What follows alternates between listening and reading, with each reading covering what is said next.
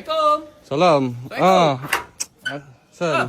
Tak ada mood je ni. Tak ada mood Aman. Oi, kalau aku jadi kau, aku adakan mood tau. Apa masalah kau ni? Cik Diman, aku sekarang ada hutang dengan Along tau. Along pun dah start cari aku.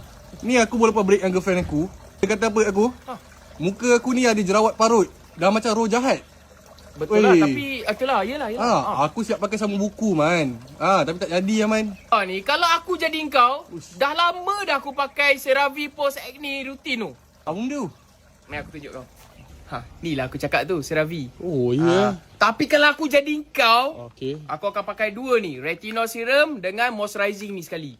Aku follow kau. Cleanser ni ada salicylic acid yang bantu membersihkan liang pori dan kurangkan minyak tanpa buat kulit rasa kering atau ketat.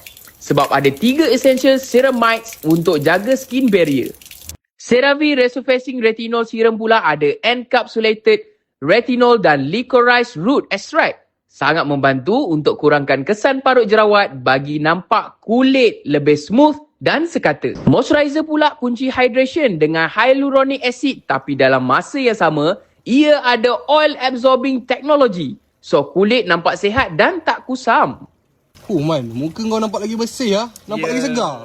Kalau kau konsisten pakai dalam masa seminggu je, kau dah boleh nampak improvement dia. Oh, ya. Kalau aku jadi kau lah, aku pakai sekarang. Pakai sekarang sekarang. Aku sekarang tengah pening lah macam nak bayar hutang diorang.